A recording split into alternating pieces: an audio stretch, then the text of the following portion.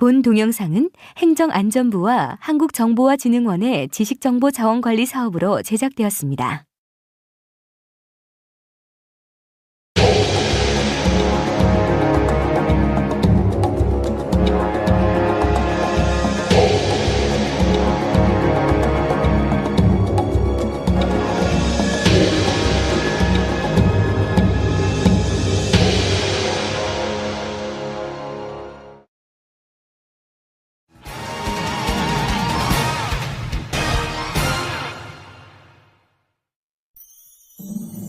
광활한 우주에는 우리가 살고 있는 태양계 말고도 많은 천체들이 공존하고 있습니다.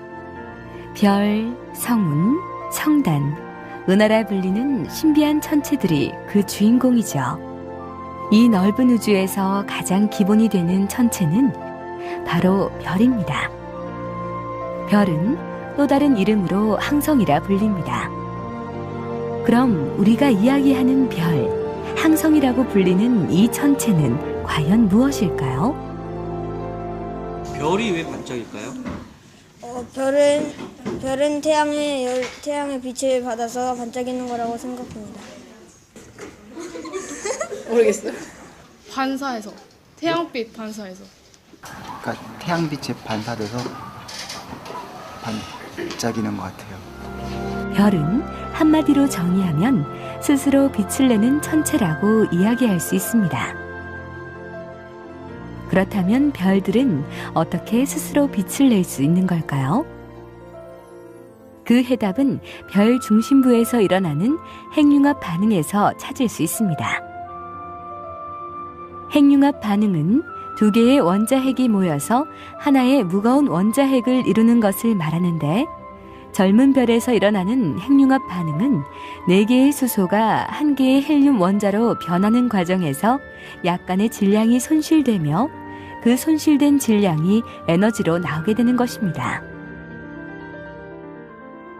이처럼 핵융합 반응을 통해 만들어진 별들 중 지구와 가장 가까운 곳에 있는 별은 바로 태양입니다. 태양이 지구와 가장 가까이 있다고 해서 아주 특별한 천체처럼 보이지만 거대한 우주에서 보면 평범한 별들 중 하나라는 것을 알 수 있습니다. 그렇다면 태양은 수많은 별들 중에서 어느 위치에 있는 걸까요? HR도라고 보통 저희가 부르는데요. 헐처스프롱 러셀 다이어그램이라고 해서 이제 저희가 얘기하는 다이어그램이 천문학에서는 굉장히 중요한 그런 도표 중에 하나입니다. 근데 뭐 사람 이름을 따서 HR도라 부르고요. 또는 뭐 색 등급도 그렇게 부르기도 합니다. 이 사람들이 이제 관측한 거는 별을 당시에 이제 분광이라고 해서 우리가 무지개 퍼뜨리듯이 퍼뜨려 가지고 거기에 나오는 선들을 보고 어떤 선이 가장 크구나, 가장 진하구나, 그 선이 가장 진한 놈부터 가장 약한 놈까지 A부터 뭐 차례대로 뭐 B 뭐 이런 식으로 쭉 번호를 붙였어요. 그래서 근데 알고 봤더니 이게 온도에 어떤 상관관계가 있고 또 색에 상관관계가 있게 되는 거죠. 그래서 우리가 거리를 알고 있는 별들 아주 가까이 있어 가지고 뭐 삼각시차나 여러 가지 방법으로 거리가 아는 별을 이쪽을 이제 분광형이라고 하는 것으로 놓고 이쪽을 이제 밝기, 이때 밝기라고 할 때는 우리가 이제 눈으로 보는 밝기가 아니라 거리를 보정한 절대 밝기를 이제 얘기를 하면 뭐 이런 점들을 찍을 수가 있겠죠. 분광형대. 그래서 여러 가지 점들을 찍었어요. 뭐 이 별은 여기 가고 저 별은 어디 가고. 그래서 개개별들을 다 우리가 거리를 재고 그래서 밝기를 알고 그 별의 분광 스펙트럼을 얻어서 분광형을 알고 해서 찍어봤더니 대충 별들이 뭐 이렇게 분포를 하더라는 거죠. 그래서 가장 많이 모여 있는 곳, 이걸 영어로는 메인 시퀀스, 우리말로는 주 계열이라고 부르는 거죠. 이렇게 주 계열이 있고 막 별들이 좀 주변에 흩어져 있는 다른 별들도 있고요. 그래서 이제 이걸 나중에 이제 우리가 좀 더 알게 된 사실은 이 분광형이 바로 온도에 또는 색지수에 색깔이 달라지고 이 별들이 그러니까 이쪽으로 갈수록 색깔이 좀 더 푸르더라. 그래서 굉장히 온도가 높은 별이더라. 그래서 온도가 높은 그런 별이고 온도가 이쪽에 높고 이쪽으로 갈수록 온도가 낮고 그리고 색깔은 굉장히 붉은 그런 상태가 됩니다. 그래서 우리가 이런 것들을 알게 됨으로써 개개별에 대해서 분광형 또는 색지수 또는 온도를 알게 되면 그 밝기가 어느 정도 될 거라는 걸 알게 될 거고요. 또 하나 이제 이렇게 주 계열에 있지 않은 별들, 이런 별들은 무슨 얘기냐? 같은 온도인데도 비해서 밝기는 엄청 밝은 거죠. 즉 다른 얘기로 하면 온도는 같은데 밝기가 훨씬 더 밝으려면 덩치 자체가 굉장히 커야 된다라는 거죠. 그래서 우리가 광도라고 하는 표현을 씁니다만은 광도는 반경의 제곱, 온도의 사승의 비례를 하게 됩니다. 그래서 우리가 대충 같은 온도라고 하면 어쨌든 덩치가 더 커야 우리 눈에 하여튼 절대적으로 밝아지겠죠. 그래서 이런 쪽에 있는 별들을 우리가 거성이라고 부릅니다. 덩치가 굉장히 크다는 뜻이죠. 그래서 우리가 태양은 그럼 어디에 속하느냐, 어떤 분광형이냐 이런 것들을 다른 별들하고 비교를 해가지고 여기서 얘기한 ABCD 이 ABCD라고 얘기할 때는 우리가 수소 H선에 H알파 6563이라고 불리는 옹스트롬이라고 불리는 그 파장에 있는 별의 스펙트럼 흡수선을 보고 얘기를 하는데 거기에 대략 한 G2 정도가 됩니다. 그리고 다른 많은 별들과 같이 주계열이라고 속하는 데에 속해 있는 거죠. 그래서 여기로부터 별의 탄생에서부터 죽음까지를 다 여기에 이제 표현할 수가 있습니다만은 처음에 별이 성간구름 형태로 있다가 점점 뭉쳐가지고 올 때는 하야시 트랙이라고 해서 이런 쪽에서 이렇게 내려오다가 다시 점점 엉축을 하면서 이렇게 주계열에 가깝게 이렇게 접근을 하게 됩니다. 그래서 이런 주계열에 오게 되면 굉장히 안정된 상태를 유지하면서 속에서 핵융합이 일어나면서 태양 같은 경우에는 거의 한 100억 년 가까이 그렇게 살 수가 있게 되고요. 그래서 지금 우리가 대략 한 45억 년에서 50억 년 정도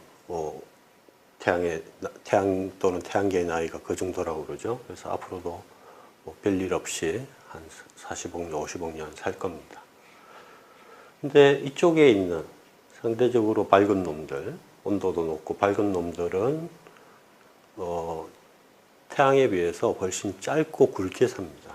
그러니까 굉장히 밝기도 밝을 뿐만 아니라 덩치도 무겁기도 하고 그리고 수명도 굉장히 짧아서 아주 많은 빛을 태양에 비해서 단위 시간당 훨씬 많은 빛을 내기도 하고 훨씬 더 무겁고 훨씬 더 수명도 짧아서 심지어는 한 수백만 년, 수천만 년 정도 여기에 살다가 다른 데로 떠나버리기도 하죠. 그래서 이런 HR도 또는 우리가 색등급도라고 부르는 게 별의 일생 전체를 이해하는데 굉장히 중요한 그런 역할을 하고 있습니다.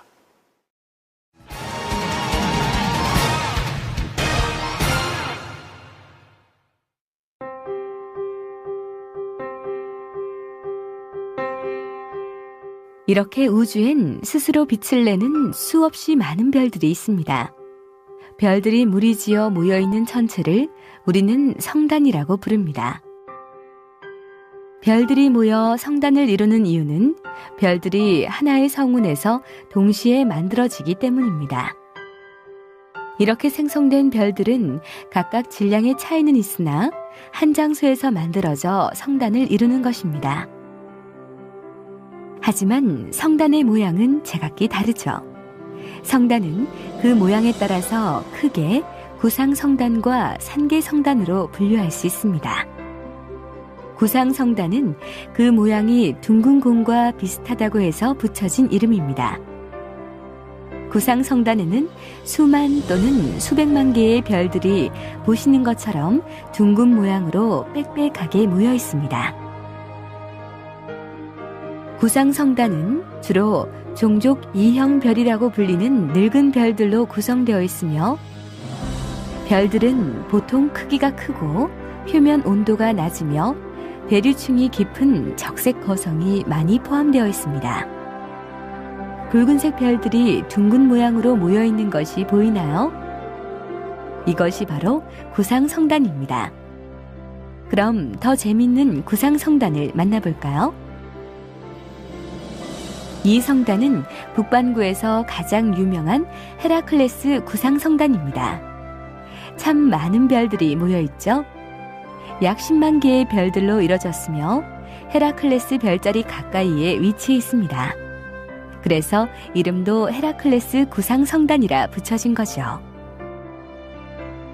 약 140억 년 전에 태어났을 것으로 추정되는 헤라클레스 구상성단은 외계 생명체 탐색이 가능한 천체로 선택되어 아레시보 망원경에 의해 지속 관측이 이루어지고 있습니다. M5는 뱀자리에 있는 구상성단으로 1762년 프랑스 천문학자 메시에가 독립적으로 재발견해 세상에 알려졌습니다. 130억 년 정도 된 M5는 우리 은하 내에서 가장 오래된 천체들 중 하나로 보시는 것처럼 찌그러진 타원 모양을 하고 있습니다. 여기서 M5와 같이 M과 숫자로 이루어진 천체를 천문학자들은 메시의 목록에 수록된 천체를 말합니다. 메시의 목록이란 프랑스의 천문학자 메시에가 해성 관측 때 혼동하기 쉬운 천체인 성운과 성단 등을 가려내기 위하여 만든 목록으로 1781년 103개에서 현재 110개의 천체들로 수록되어 있습니다. 저 멀리 밝은 구상성단이 보이는군요. 바로 오메가 센타우리입니다. 이 성단은 북반구에서는 보이지 않지만 우리 은하에서 가장 크고 밝습니다. 오메가 센타우리의 질량은 태양의 500만 배입니다. 어마어마한 크기죠? 이는 구상성단의 평균 질량보다 10배 정도 큰 것으로 이 정도면 하나의 소규모 은하와 비슷한 질량입니다. 이처럼 대형 구상성단인 오메가 센타우리를 두고 국내 연구팀은 오래전 우리 은하와 충돌한 이웃 은하의 중심부라는 연구 결과를 발표하여 또 하나의 은하 형성 이론을 제시하기도 하였습니다. 우리 은하에는 수많은 별들이 빼곡하게 모여있는 구상성단 외에도 구상성단에 비해 조금 더 퍼져서 모여있는 별들도 있습니다. 이러한 별들의 집단을 우리는 산계성단이라고 부릅니다. 수십 개에서 수천 개의 별들이 서로 약한 중력으로 연결되어 있죠. 산계성단은 종족 1형 별이라고 불리는 젊은 별들로 이루어져 있습니다. 이 별들은 표면 온도가 높으며 푸른색을 띠고 있죠. 구상성단과 산계성단의 가장 큰 차이는 그 이름에서 나와 있는 것처럼 모양입니다. 저희가 그 구상성단이라고 붙인 건 동그랗게 이렇게 모여 있다라고 해서 구상성단이라고 그랬고, 산계성단이라고 한 건 구상성단에 비해서 이렇게 별들이 흩어져 있다. 우리가 뭐 산계에 있다 이런 표현을 쓰죠. 흩어져 있다라는 표현으로 산계성단을 씁니다. 그렇지만 이제 저희가 물리적으로 좀 더 이제 따져보면 구상성단은 별들이 훨씬 많고요. 그래서 거의 뭐 한 100만 개, 뭐 수십만 개에서 100만 개 넘게까지 그 정도 구성을 가지고 있고, 산계성단도 물론 많은 건 뭐 수만 개까지 있습니다만은 작게는 뭐 한 수천 개, 뭐 수백 개 정도 되는 그런 성단들도 있습니다. 그러니까 훨씬 더 구상성단은 많은 별들이 밀집해 있으니까 중력적으로 아주 묶여 있어가지고 우리가 보기에 공처럼 이렇게 별들이 다 모여 있는 거고요. 산계성단은 그거에 비해서 훨씬 중력적으로 약하니까 별들이 막 사방에 흩어져 있는 것처럼 그렇게 보입니다. 그렇지만 우리가 이런 것들을 성단이라고 부르는 이유는 동시에 같은 화학적인 성분으로 태어났기 때문에 성단이라고 부르는 거죠. 그러니까 같은 단체로 이렇게 보입니다. 구상승단 같은 경우에는 우리가 우리은하 헤일로라고 하면 우리은하 외곽 부분에 한 150개 정도가 있는 걸로 이제 알려져 있고요. 또 한 수십 개 정도가, 십수개 정도가 우리은하 중심부 근처에 저희가 벌지 또는 뭐 벌지라고 부릅니다만은 우리은하 중심부 근처에 또 십수개 정도가 모여 있습니다. 그래서 두 개의 특성은 완전히 다른데도 불구하고 거의 모양은 같기 때문에 구상승단이라고 부르고요. 헬로에 있는 구상승단은 거의 우리은하 초기에 태어난 그런 천체입니다. 그래서 거의 우리은하랑 같은 나이 정도를 가지고 있고요. 그에 비해서 헬로 벌지에 있는 구상승단은 훨씬 더 젊고 그렇습니다. 상계성단은 다들 최근에 태어난 것이고요. 왜냐하면 훨씬 더 옛날에도 좀 태어났겠지만 중력적으로 묶여있지 않기 때문에 흩어져서 이제는 성단으로 안 보이는 거죠. 그래서 상대적으로 더 젊고 젊은 별들이 많으니까 아까 말씀드린 것처럼 훨씬 젊은 성단에는 무게가 무거운 그런 별들이 많이 있기 때문에 푸른 별들도 많이 있는 거죠. 근데 나이가 많아지면 그런 별들은 이미 진화해서 없어져 버리기 때문에 상대적으로 더 나이가 질량이 작은 별들만 남아있게 되고 따라서 우리가 보기에는 좀 더 붉게 그렇게 보이는 별들만 남아있게 됩니다. 넓은 우리은하, 저기 푸른색을 띠고 있는 별들의 무리가 있습니다. 맞습니다. 상계성단입니다. 그럼 밝은 빛을 내고 있는 상계성단을 만나볼까요? 이 성단의 이름은 플레이아데스 성단입니다. 우리의 밤하늘을 지키는 대표적인 상계성단을 황소자리 등 부분에서 볼 수 있습니다.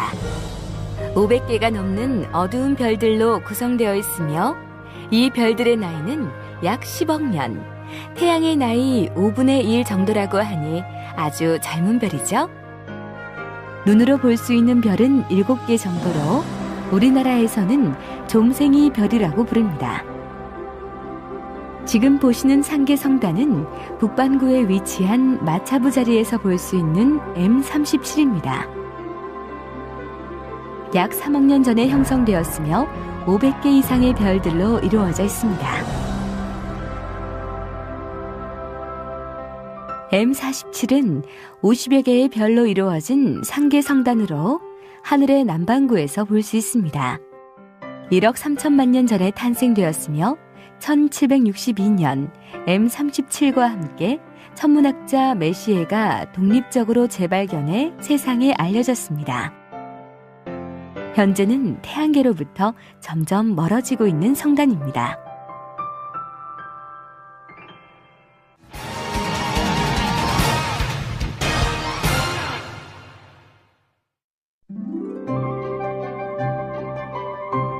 우주 공간에는 이렇게 밤하늘에 반짝이는 별들도 많지만 별 외에도 많은 양의 가스도 존재하고 있습니다.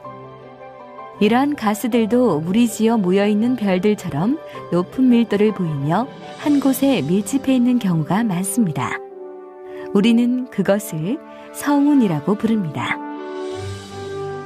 성운은 그 특성에 따라서 반사성운, 방출성운, 암흑성운으로 분류할 수 있습니다. 반사성운은 주변의 별빛을 반사하여 빛을 내는 성운을 말합니다.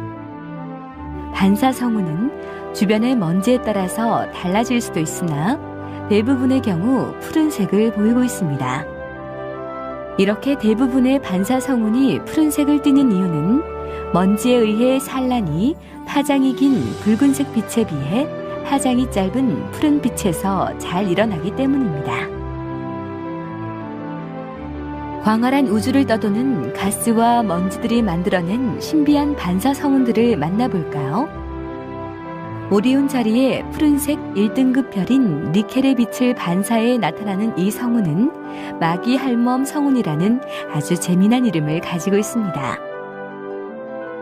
퀭한 눈과 매부리 코, 주걱턱 모양이 마치 동화 속 마귀할멈의 옆모습처럼 보이지 않나요? 이 성운은 페르세우스 자리에 있는 반사 성운입니다. 태어난 지 100만 년도 안 된 젊은 별들이 수백 개가 있으며 먼지와 가스의 밀도가 높아 별 탄생이 활발한 지역입니다. 성운의 푸른 부분은 별빛을 반사하고 있는 영역이며 우측의 검붉은 지역은 탄생하는 별에서 나오는 붉은 제트와 가스로 구성되어 있습니다. 이 성운은 오리온 자리에 있는 반사 성운 M78입니다.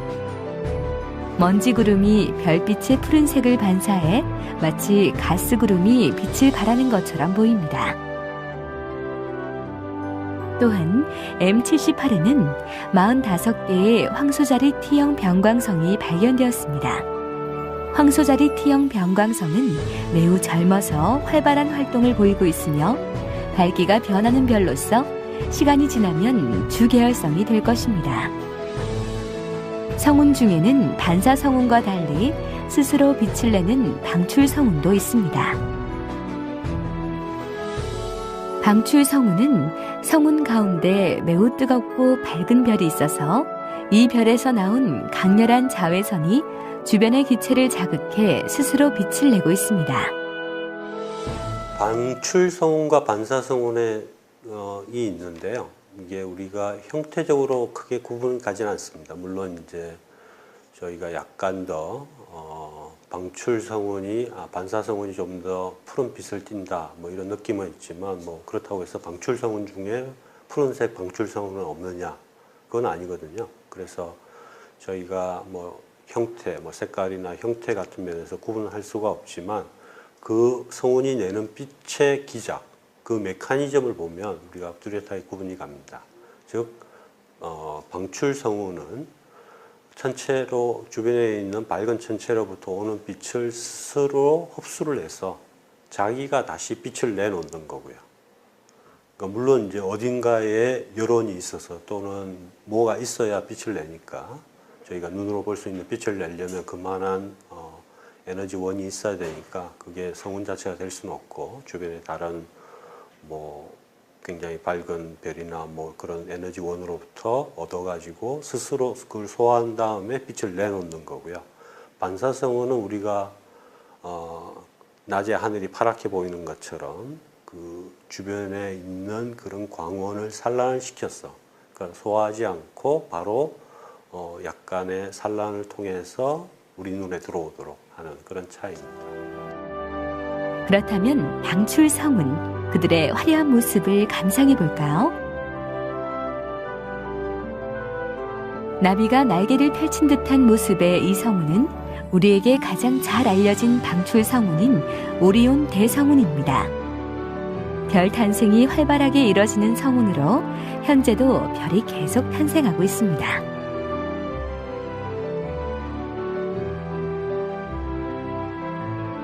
이 방출 성운은 석호 성운으로 여름철에 가장 큰 성운입니다. 궁수 자리에 위치하고 있으며 날씨가 맑은 날에는 쉽게 관측할 수 있습니다.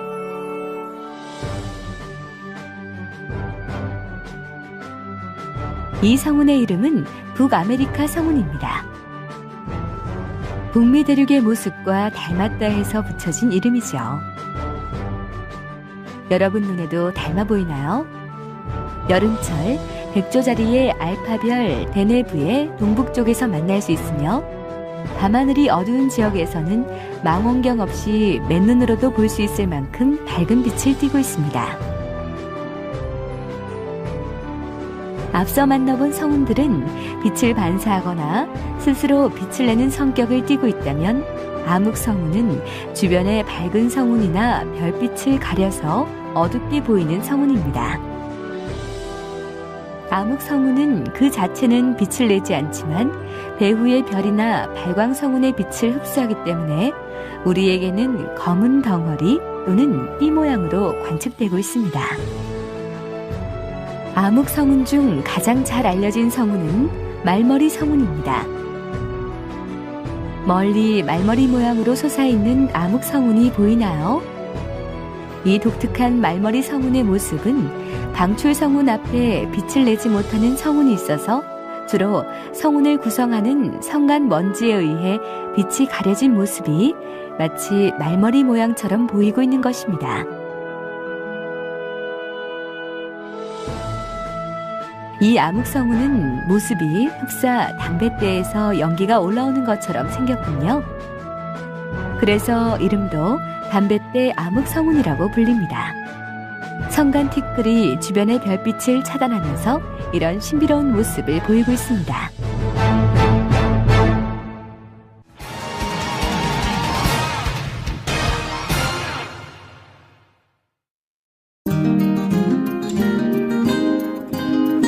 우리가 앞서 살펴본 행성, 별, 성운, 성단, 먼지 등을 모두 포함하고 있는 곳을 우리는 은하라고 부릅니다. 우주 공간에는 이런 거대한 은하들이 아주 많이 존재하고 있습니다. 그리고 이 은하들 속에는 수없이 많은 별들이 살고 있죠. 우주 안에 수없이 많은 은하들, 그 광대한 수만큼 생김새도 다양합니다. 천문학에서는 모양에 따라 나선 은하, 타원 은하, 불규칙 은하로 구분하고 있습니다. 타원 은하는 그 모양이 원형 또는 타원형의 모습을 하고 있습니다.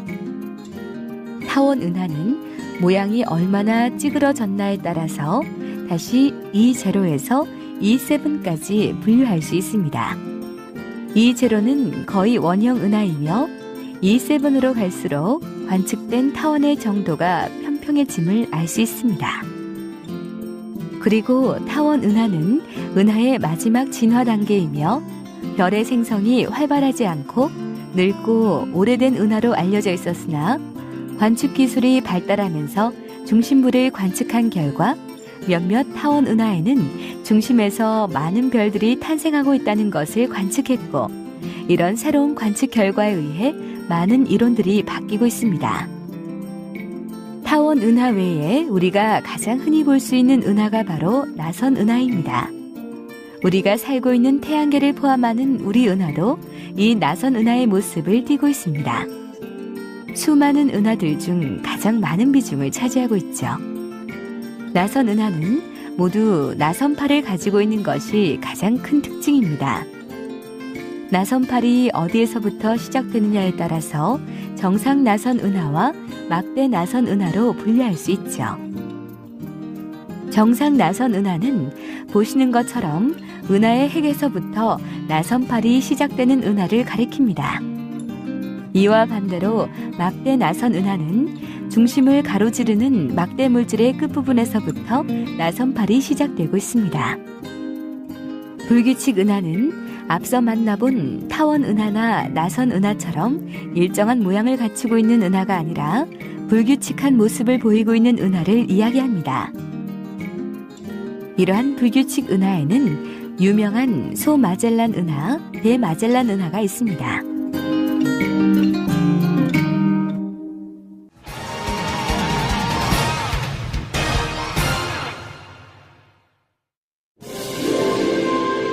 타원 은하, 나선 은하, 불규칙 은하, 다양한 은하들이 많이 모여 있는 곳을 우리는 은하군이라고 부릅니다.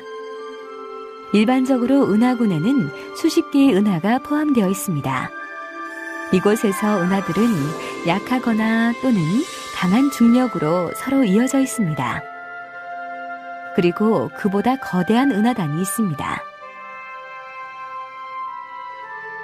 은하단에는 수백, 수천 개의 은하들이 모여 있죠. 그렇다면 우리가 살고 있는 우리 은하가 속해 있는 곳은 어디일까요? 우리가 사는 우리 은하는 국부 은하군이라고 부르는 은하군 안에 속해 있습니다. 국부 은하군에는 안드로메다 은하, 대마젤란 은하, 소마젤란 은하 등의 대략 20여 개 정도의 천체들로 이루어져 있습니다. 수백 개 이상의 은하들이 모여있는 은하단은 규모가 크지만 멀리 떨어져 있기 때문에 은하단 주위에 있는 별자리의 이름을 따서 명칭을 결정하고 있습니다. 처녀자리 은하단은 은하계에서 가장 가까운 은하단으로 대략 3,000개 정도의 은하가 모여 있습니다. 머리털자리 은하단은 가장 잘 알려져 있는 은하단으로 10,000여 개의 은하들이 모여 있습니다. 이 밖에도 센타우루스 자리, 헤라클레스 자리 은하단 등이 광활한 우주에서 우리에게 자신의 존재를 끊임없이 알리고 있습니다. 태양계가 우주의 전부라고 생각했던 시절이 있었습니다. 그러나 망원경이 등장하고 천문학이 발전해가면서 우리는 점점 우주의 광활함과 위대함에 놀라게 됐습니다. 태양계가 우주의 전부가 아니라는 사실도 알게 됐죠. 별, 성운, 성단, 은하. 우리가 태양계 이외의 천체들과 만나게 된 것은 학문적으로 우주의 범위를 넓혀줬을 뿐만 아니라 우리 마음속에 더 큰 우주를 품을 수 있게 도와준 최고의 행운이었습니다.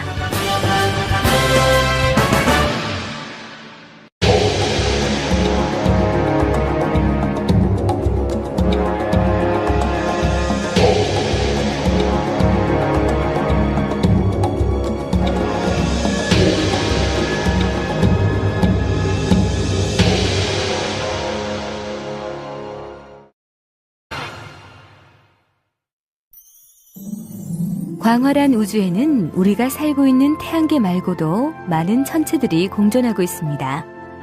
별, 성운, 성단, 은하라 불리는 신비한 천체들이 그 주인공이죠.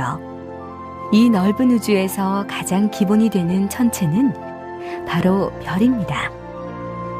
별은 또 다른 이름으로 항성이라 불립니다. 그럼 우리가 이야기하는 별, 항성이라고 불리는 이 천체는 과연 무엇일까요? 별이 왜 반짝일까요? 별은 태양의 빛을 받아서 반짝이는 거라고 생각합니다. 모르겠어요. 반사해서. 태양빛 반사해서. 그러니까 태양빛에 반사돼서 반짝이는 것 같아요. 별은 한마디로 정의하면 스스로 빛을 내는 천체라고 이야기할 수 있습니다. 그렇다면 별들은 어떻게 스스로 빛을 낼 수 있는 걸까요? 그 해답은 별 중심부에서 일어나는 핵융합 반응에서 찾을 아주 특별한 천체처럼 보이지만 거대한 우주에서 보면 평범한 별들 중 하나라는 것을 알 수 있습니다. 그렇다면 태양은 수많은 별들 중에서 어느 위치에 있는 걸까요? 예, HR도라고 보통 저희가 부르는데요. 헐처스프롱 러셀 다이어그램이라고 해서 이제 저희가 얘기하는 다이어그램이 천문학에서는 굉장히 중요한 그런 도표 중에 하나입니다. 근데 뭐 사람 이름을 따서 HR도라 부르고요. 또는 뭐 색 등급도. 본 동영상은 행정안전부와 한국정보화진흥원의 지식정보자원관리 사업으로 제작되었습니다.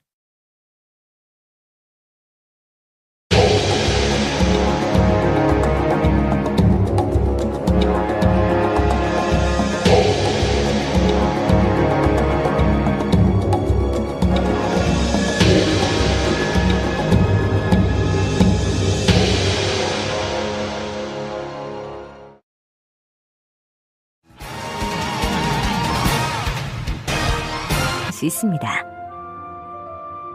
핵융합 반응은 두 개의 원자핵이 모여서 하나의 무거운 원자핵을 이루는 것을 말하는데 젊은 별에서 일어나는 핵융합 반응은 4개의 수소가 1개의 헬륨 원자로 변하는 과정에서 약간의 질량이 손실되며 그 손실된 질량이 에너지로 나오게 되는 것입니다.